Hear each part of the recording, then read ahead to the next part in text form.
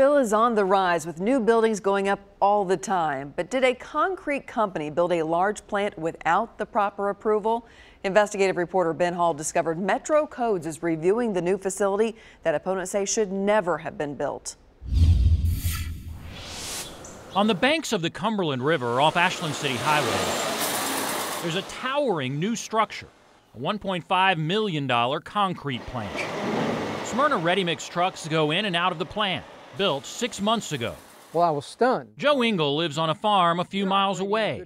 He fought against the plant and can't understand how it's now up and running. They got a resounding no from the community, from our council people, and still they went and built this plant. Smyrna Ready-Mix spent a year and a half asking the community to agree to a zoning change, even offering to donate money to local schools.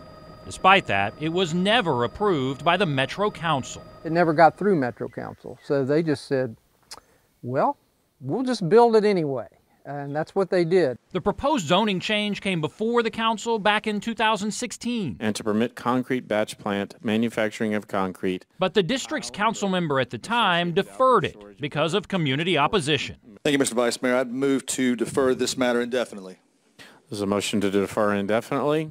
We want to say opponents like Joe Engel thought it was over, but then he received pictures showing the plant up and running. When the wealthy corporations come in and say, I want to do X, Y, Z, and I'm going to do it no matter what, that's a bad precedent for your community. I don't really see any legitimate concern about this operation down there. Attorney Tom White represents Smyrna Ready-Mix. He says the company has every right to build there, even without the council's approval. He says when Smyrna Ready-Mix bought the property in 2014, it knew the previous owner had a concrete plant there years ago.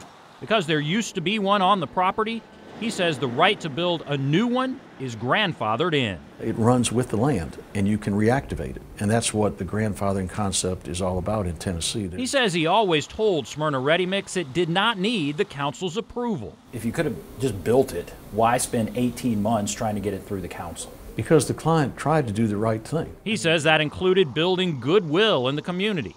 But the district has had 5 council members in just the last 3 years. It just looked like it was going to continue to go on. And that's when the client called and we reaffirmed our advice to them. This absolutely would set the wrong precedent moving forward. The district's newest council member, Jonathan Hall, was just sworn in this month. Our district is known for the wrong things. We've been the district that has been dumped on. He says his first bill would require a company to notify the council member if they have a plan B after their zoning request is not approved. You would never see another situation like this. Before he's ready to pick. Joe Engel worries about the impact of this and future developments on his farm and questions the precedent this sets. Are you going to allow Smyrna Ready-Mix to circumvent the law because they're a big company and making lots of money? I hope not. Metro Codes is meeting with Smyrna Ready-Mix this week. If they're found in violation, Codes could issue a stop work order. Again, the company says it had every right to build. Ben Hall, News Channel 5 investigates.